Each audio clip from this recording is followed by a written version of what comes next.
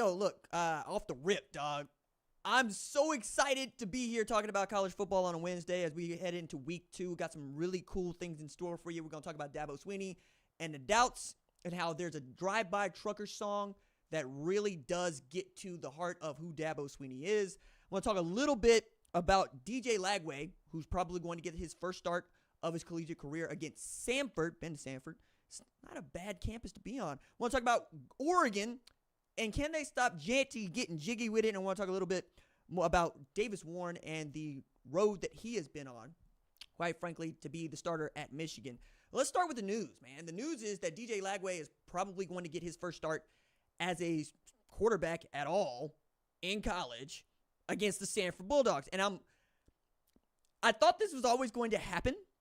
And I remember Billy Napier getting up at SEC Media Days and telling all of us who would deign to somehow believe that DJ Lagway was going to be the starter, that Graham Mertz is the reason that we get to have a great football program in 2024. And I'm like, Graham Mertz? Overland Park Graham Mertz? The Graham Mertz that went to Wisconsin and got shoved off? Do you know how hard it is to get shoved off as starting quarterback in Wisconsin, where you got to exist between the snap and handing whoever the bell cow back in Wisconsin is the ball?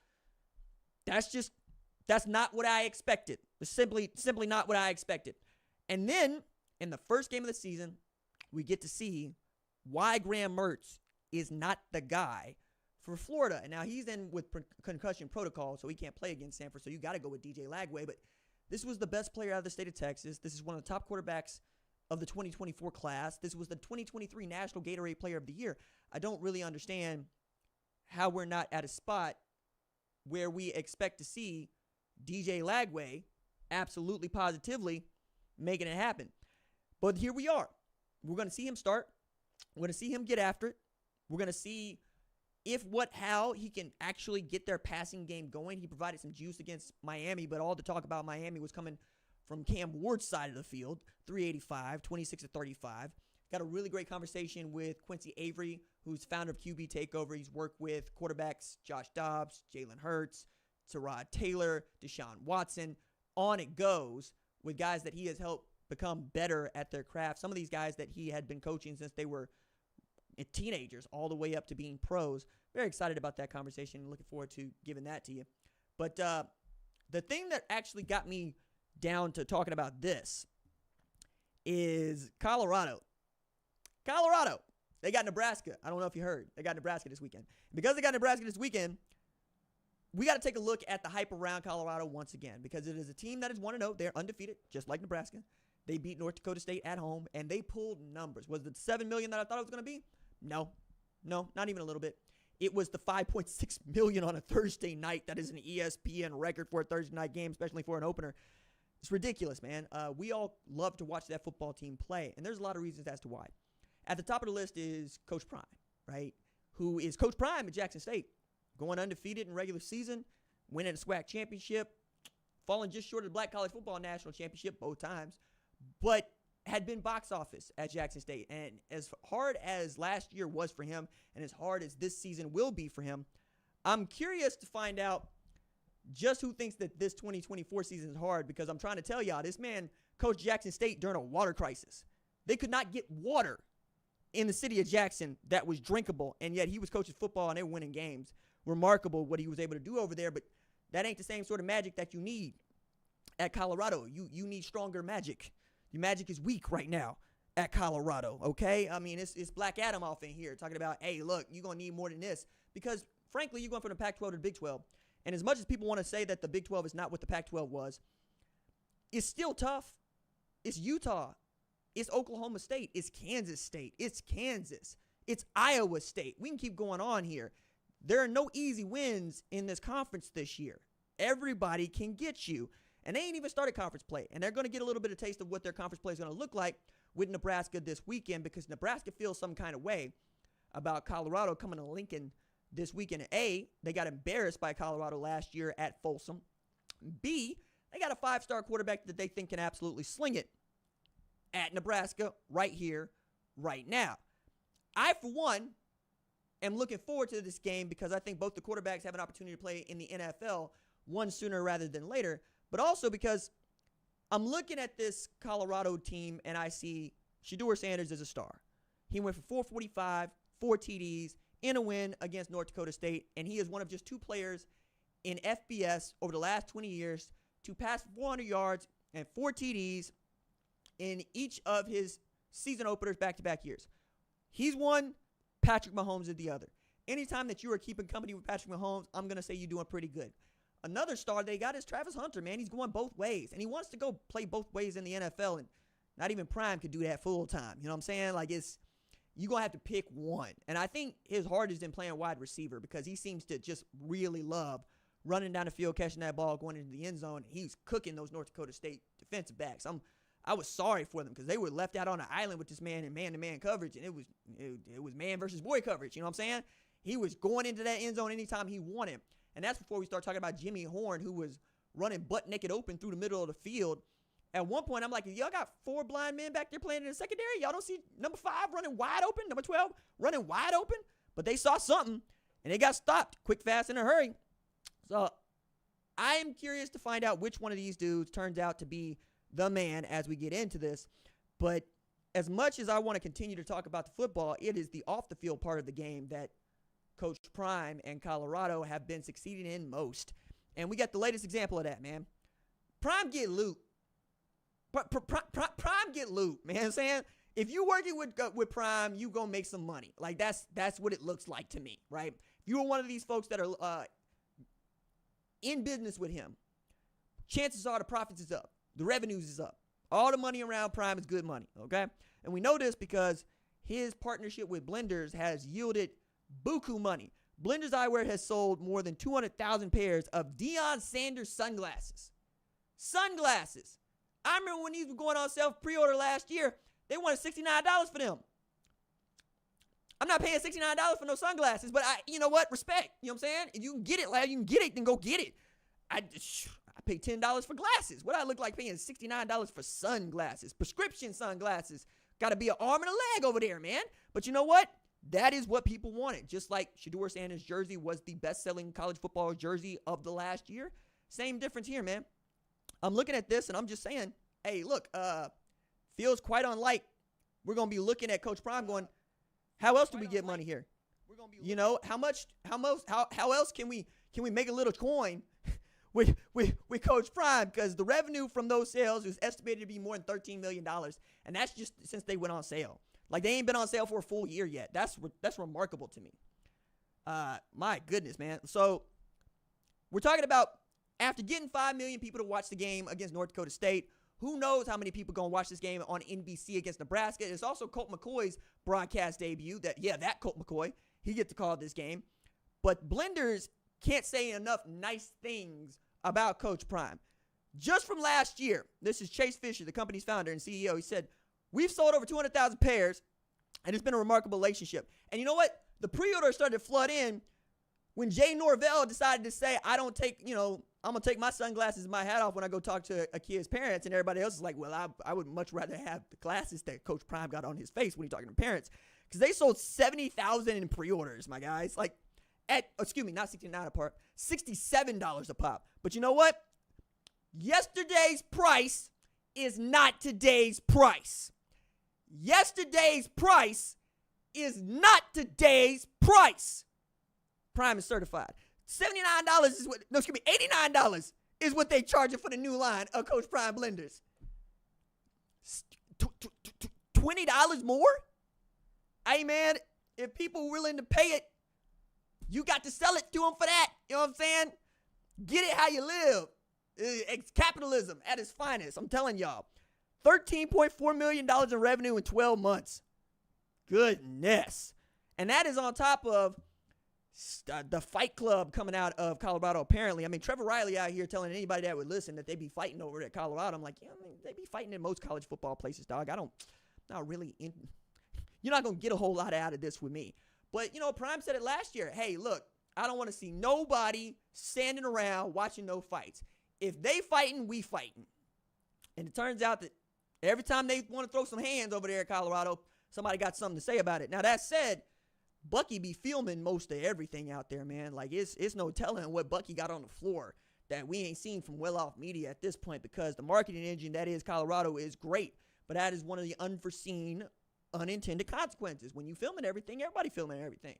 You know, I'm curious to find out if this rises to the level of the university administration getting involved. And so far, it hasn't, and I don't know that it will, especially if they keep winning. And there are those of y'all that believe that they will keep winning.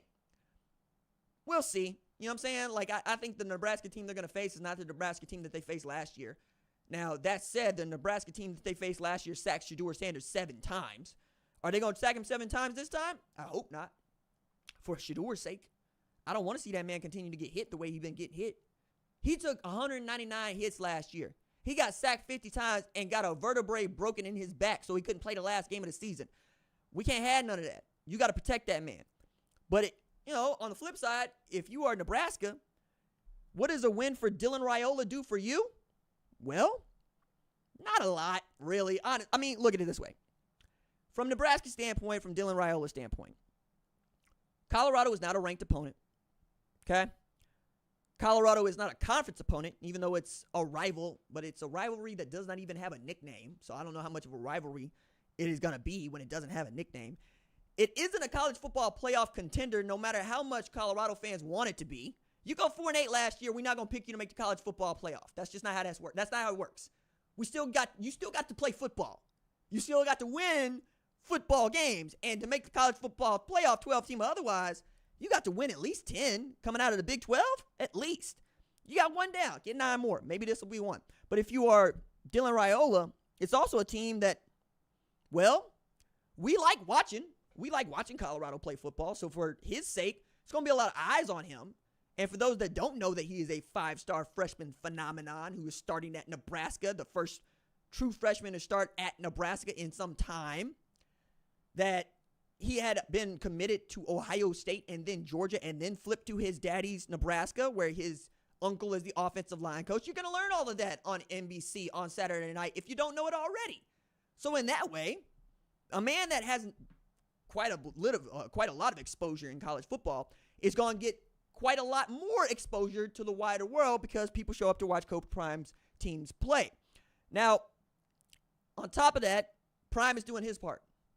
He is one of the great marketers in the world today. It's like him, Taylor Swift, Ryan Reynolds. If they want you to know about something, you're going to know about it, okay? So you know that you have that, but the Prime that you're facing is not the Prime that was at Jackson State. Full stop. Now, like he had a great saying about him playing baseball. It was, when you play football, you get prime time. When you got baseball, you just got Dion. So far, in Power 4 football, he's just been Dion. He ain't been Coach Prime. Coach Prime wins more games than he loses. As a matter of fact, it's an event when Coach Prime loses a football game, okay? That's what you're getting, I think, against Nebraska until they prove otherwise. You know what I'm saying? Like, and if you're Raiola, is it an important win for you? Sure, but it's as important as beating UTEP. Because again, if you beat Colorado and you're Nebraska, you're supposed to beat Colorado for all the reasons that I've already told you about. If you do not beat Colorado, yeah, that's probably not going to be in your favor. You know what I'm saying? People still going to have something to say about you in front of this enormously large television audience, for which we will be live right here on the #1 college football show after the game, because that's how we do. I'm just saying, if you are Prime, you know what you have to do, and if you're a Raiola, go do what you know how to do. And if you're Nebraska, just tell that boy, don't throw the ball to the other team, don't put the ball on the floor, we'll take care of the rest. Because that's all Nebraska is needed. Nebraska can run the football. Nebraska can play defense. I've yet to see Colorado run the football, and I'm not sure they can play defense. So we'll see, right? We'll be right here. In the words of one other famous black man, I ain't hard to find. All right, so let's talk about Oregon. Let's talk about Oregon. Let's talk about Boise State. Let's talk about, can Oregon stop Jeanty getting jiggy with it? And when I say Jeanty, I mean Ashton Jeanty. So Ashton Jeanty busted Georgia Southern's head to the white meat last week. That boy carried the ball for 267 yards and 6 tutties. The last dude to carry the ball for 6 tutties was 2022 Pittsburgh tailback Isra Abanikanda. And that man went over Virginia Tech's dead body. Okay. We also know that Ashton Jeanty is him. I didn't make a lot of room for group of 5 players on my top 100 superstars because it's popularity and then playmaking, but this man was on it. This man went for 1,300 yards on the ground last year, 1,900 yards from scrimmage. And he's off to a flying start in 2024. And if Idaho is any indication of who Oregon is, he might absolutely crush Oregon at Autzen. Because you ain't trying to mess with that boy. You're not trying to play with him. You need to put him on the ground. As a matter of fact, Dan Lanning put it this way at his media conference before this game. He said, this is the best running back I've seen since I've been here being Oregon. This is an NFL guy. I don't know who else needs to tell you, but Dan Lanning knows from tailbacks. And he knows from tailbacks that can run on them. Ask Dylan Johnson how it felt to be running on them. He's saying this man is the best he's seen. On top of that, it ain't like the Ducks were bad against the run against Idaho, but that wasn't what Idaho was trying to do, okay? They held Idaho to 49 rush yards on 20 rush attempts, 2.5 yards per rush. Okay, cool. It's the Vandals. You still got vandalized. You still were in a 17-14 game against an FCS opponent. Now, you are welcoming in one of the 2 best tailbacks in the country, the other one being Ollie Gordon. And you are welcoming in Spencer Danielson at a time when he's feeling himself.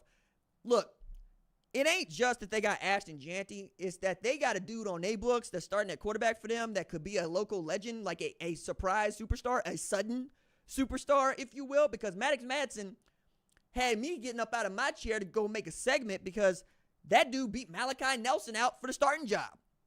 Who is Malachi Nelson?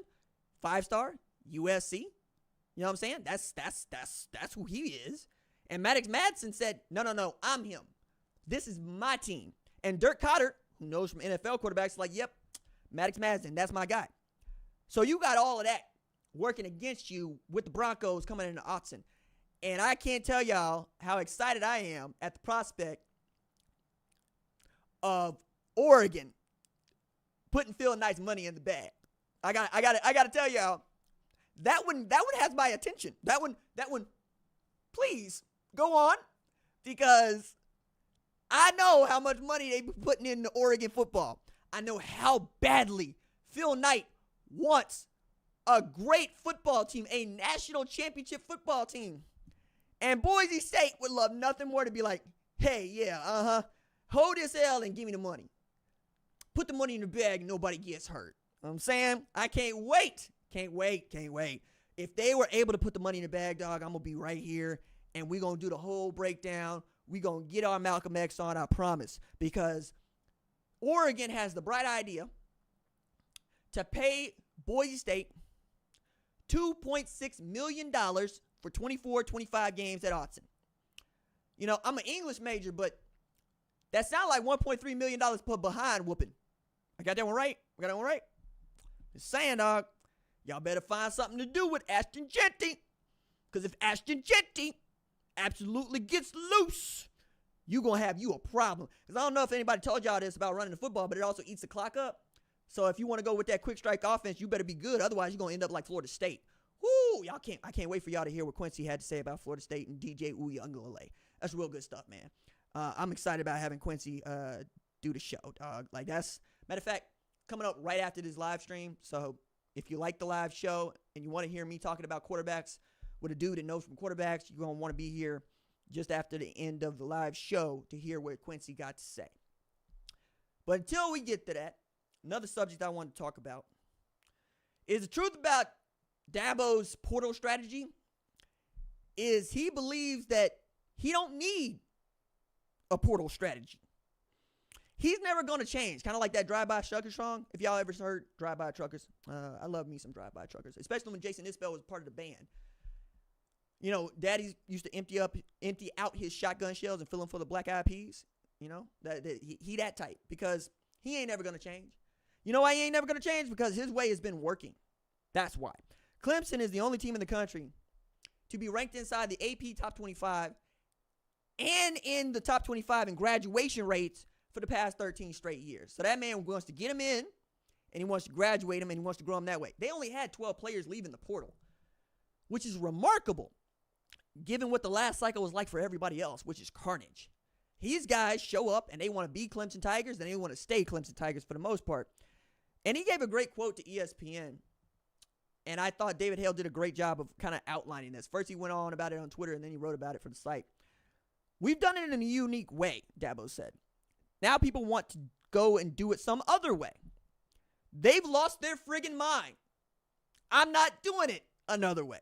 Everything doesn't go the way you want it every single time, but that doesn't mean you get away from what your foundation is, what you believe." I mean, all right, cool. But after losing 7 of your last 15 against Power 4 opponents, maybe you want to change your face system. I'm saying maybe you want to try something different, just a little bit, just tweak it. I'm not saying you got to go to a whole different face system, but maybe you want to get to a multi-denominational spot rather than your Methodist spot. You know what I'm saying? Maybe you want to go the Southern Baptist route for a little bit after going the First Baptist route. Options. You know what I'm saying? Because this, in the words of the dude, will not stand, man. That ain't who Clemson wants to be. That ain't who Clemson thinks it should be. Some of that is your fault, Dabo. Because he said this last year to Tyler from Spartanburg. He said, the expectation has not met the appreciation. And you know what? He got a point. Because before Dabo, last time they won a national championship was 1981. Since Dabo, they won a national championship 2 times in the last 8 years. Only Bama and Georgia can say that. That's it. Those are it. But when you get beat down the way he got beat down by Georgia, and you say that Georgia does that to a lot of people, that is debilitating. That is not going to get it done. And as much as we want to talk about the portal strategy for Dabo, as much as we want to hang this on not going into the portal and getting what you need to fill up the positions that you know you have a need for, he has, always been able to develop his guys into the dudes he needs to go win championships. And to his point, he says you can still win a championship without the portal. The margin for error is just smaller, and your flaws get much harder to hide. You know, like the flaw of missing out on your quarterbacks. Because that's the one. That's the one. You missed on DJ Uiagalelei. And after the same thing happened with DJ when you thought you had something. You thought you had something with Cade Klubnik, and you ain't. DJ Uiagalelei went for 439 and 3 TDs against a top 5 Notre Dame team on the road as a true freshman. We thought that boy had it. Nope. Cade Klubnik came up off the bench, led Clemson to an ACC title game. We thought that boy had it. Nope.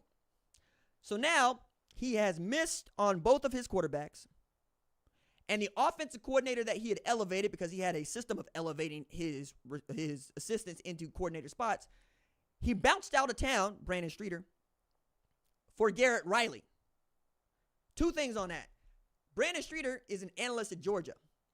Georgia beat Garrett Riley in Texas Christian, and they beat him again, Clemson.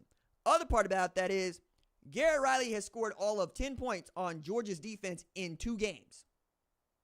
7 at Texas Christian, where they got the beat down, 65-7 for the national championship. And then 3 against Georgia in the opener this year. Some tells me that when he has gone out of his comfort zone and hired somebody from afar, it ain't been working neither. So maybe it's a Dabo thing. But I do believe him. The margin for error has gotten much smaller for Clemson, because the way in which he was able to build those programs that won national championships, you can't do anymore. And if nobody told Dabo this, let me be the first to acknowledge, you won a national championship in 2018. Do you know what else became real in 2018? The damn transfer portal. Do you know what you haven't won since the transfer portal became real? A national championship. Either you get on with the times, or the times going to get on with you. That's how these things work. College football is a competition with change. Not with the sport, not with each other, not with opponents, with change. Can you make it happen in chaos?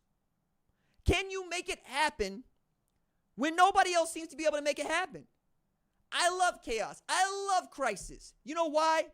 Because it brings my competitors down to me and me up to them. Because when everybody got to get it how they live, I know how to go get it. You were used to having a producer in your ear telling you what to do. Hand up, and doing this? Nah, they ain't. No. If they told me that we got name, image, and likeness, guess what? We going to have the best name, image, and likeness collective you ever heard about. Ask Missouri how that's working out for them. If they told me we're going to get a 2-minute warning, you just gave me an extra timeout. I'm going to make that work for me. If they told me that clock management is my deficiency, Lincoln Riley, I'm going to go get a Shane Beamer to take care of that. Going, hey, coach, call timeout right here.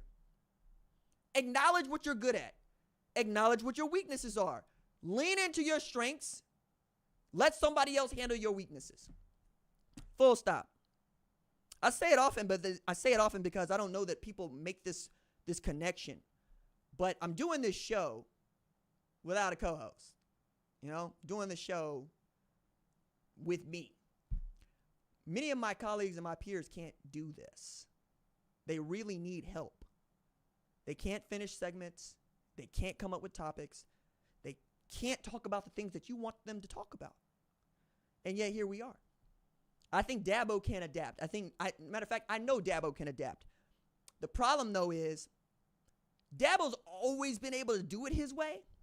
Because remember, this is a man who was in college sleeping in the same bed as his mama and made it happen. It's a man who never needed to be a coordinator before he was a head coach and turned Clemson into a winner on his will. And Clemson's campus got more students than they got folks that live in the city. I mean, Clemson, South Carolina is a dot on the map. And he has turned them into a national power. If for no other reason, he is in the upper echelon of coaches for all time. I mean, it ain't that much distance between him and Nick Saban. And Nick Saban is the greatest college football coach of all time. Given what he was given to start with, and given what he has grown that program into, nothing but respect. Nothing. But he does need to change up how he's going to do this if he expects to keep winning at the highest level. And I do mean winning national championships. I really want to talk about Michigan. I really want to talk about Michigan and Texas. And I really want to do it from this position of quarterback. Because I have been banging on Donovan Edwards because I need Donovan Edwards to show me he can do something in the regular season other than against Ohio State. Okay, cool. You went for 216 in 2022. Before that, only other time you rushed for 100 yards or more, Rutgers, November 5th, 2022. Since then, you ain't done nothing, dog. Not in the regular season. People going to keep pointing to that Washington game. Fine, do that. Go ahead. But we ain't in the college football playoff. We ain't in the national championship game. You still got to get there. And right now, you need Donovan Edwards more than you've ever needed Donovan Edwards to be Donovan Edwards. You are unproven at wide receiver. I know how much y'all like Moore. I know how much y'all like Morgan. You're unproven at wide receiver. At quarterback, you might have the shallowest room you've had since John O'Corn and Wilton Spate. And there are people that are watching this show right now, they're going, who the hell is that? Exactly. The last person that they remember before Cade McNamara is Shea Patterson. And y'all had some movement between now and then. So now, knowing that you got to ride it out with Donovan Edwards, who would just 11 rush for 27 yards, and I got people up in the comments over here talking about, RJ, we didn't show nothing. Well, you better show something. You better show something. I don't need you in no dogfight with Fresno State 16-10. They're like, hey, RJ, they won 10 games last year with Jeff Tedford as head coach. He ain't the head coach no more. It matters. They came to your house in the opener, beat them like they stole something. Show me dominance. Show me excellence. Hey, RJ, let them grow into who they're going to be. Hell no. We playing football now. No. Don't give me that 2-3 game season BS. I don't do that. No. We're playing football now. Beat them like a drum. Stop a mud hole in them and walk it dry. I don't want to hear nothing about they need time to gel. That's what preseason's for. That's what summer's for. That's what offseason is for. Come game one, I need you to show up and want to hurt somebody. I don't do with all this grow into it. We're going to be better as time goes on. That might be true, but that ain't what I want to hear from you. I want to hear from you. We're not sharp. We need to be sharper. We need to be a razor's edge. I need you to do that from here to January 20th if you are who you say you are. You know, all this talk from Michigan fans, and I'm still trying to hear from y'all going, do y'all think y'all going to win a national championship? I'm asking, do you think you're going to win a national championship? Because you ain't talking like you expect to win a national championship. Otherwise, what are we talking about? If you want to be in the Big Ten title game, fine, great, cool. Good for you. Good for you. You want a trophy? You want a participation trophy? Would that make you feel better? That we acknowledge that you're Michigan? Because you are. We know, winningest program of all time, we know, it's 2024.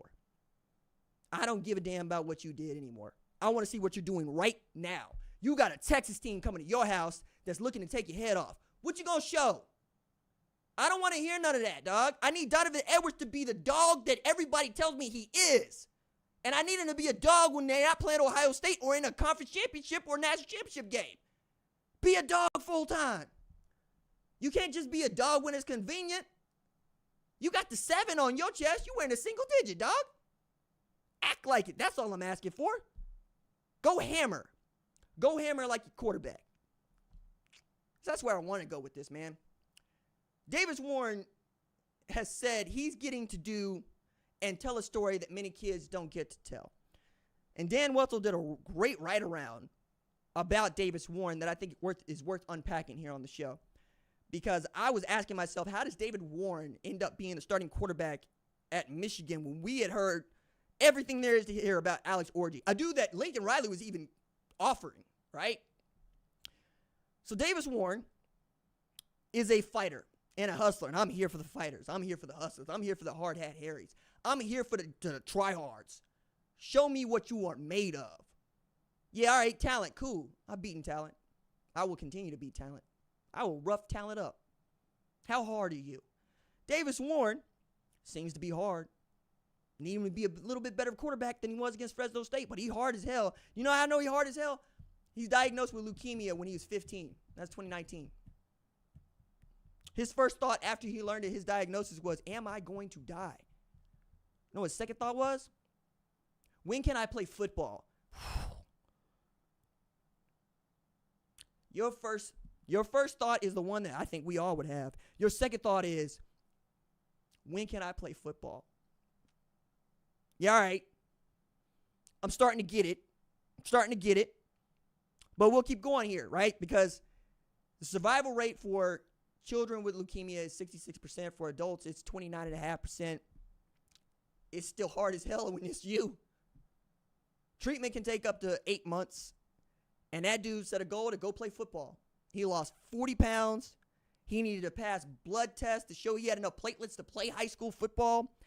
And when he didn't pass, he would drink papaya juice trying to up the level of platelets for the next one. Whether or not it worked, he got to play in the next ball game. And then, like millions of high school football players, he was robbed of his senior season of playing high school football. For me, that was always one of the coolest things that happened to me. And I missed 5 weeks due to a motorcycle accident. My black ass decided it was cool to take my 1980 Honda CMT down the highway 75, doing 75. It went sideways. I went sideways with it, and I'm out sliding down the road for 5 weeks because, you know, that's how it goes. I was wearing a lid. Yo, those of y'all that don't wear lids on motorcycles, yeah, I can't help you. Wear your damn lid. Wear a lid. You know what I'm saying? Wear a full face lid, because if I'm not talking to you. I'm not doing this show. So after being robbed of his high school season, he had transferred to Suffield Academy in Connecticut, moved away from home so he could try to get better offers. Coaches knew what they had, so they were doing their damnedest to try to get him a shot. One of the guys that picked up the phone was Jim Harbaugh. And Jim Harbaugh offered Warren a chance. He said, you can walk on in Michigan. He didn't say you have a scholarship. He didn't say that you weren't going to have to foot the bill. He said you can walk on at Michigan. So he walked on in Michigan. And he stayed in the book. And he stayed in practice. And he was Scout Team Player of the Year. He was joined at K. McNamara's hip. And I asked myself, why does that dude want to do this? Why is he battling Alex Orji like he's battling? You know, you already won. You beat leukemia, my guy. And he said,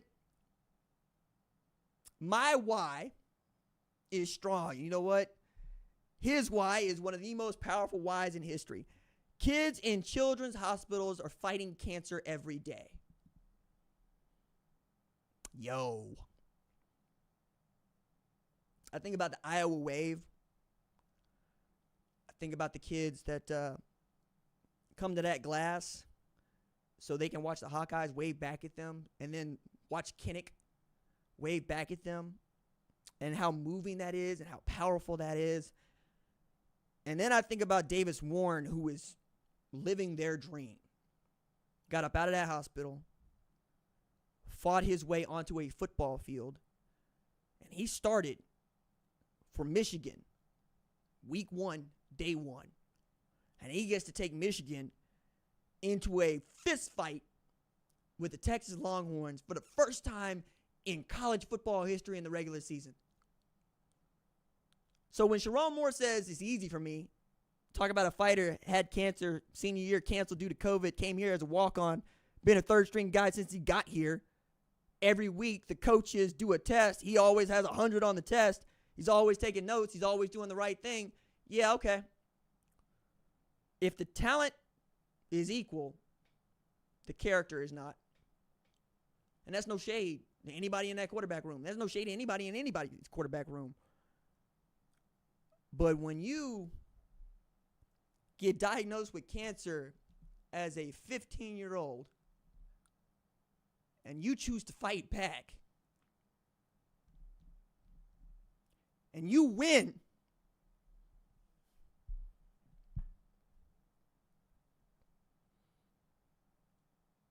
I'll tell you this, man. Davis Warren's going to do a lot of things. May win against Texas, may not. May end the season as starting quarterback, may not. But if you would never know another damn thing about that dude, hold that one close to your chest. All right, that's going to do it for tonight's live show. If you like the channel, if you like the show, please hit the subscribe button. We're up to 102,000 subscribers. Also, like 66% of the people that watch this show don't subscribe. 66%. Do you know that means, dog, 500,000 people watched this show the last month. 500,000. It's ridiculous. It's awesome. It's ridiculous. Hit the subscribe button. I will see y'all live, if nothing else, Saturday night, but probably, multiple times throughout the week because, well, we do segments on this show, and we love talking college football. Doses.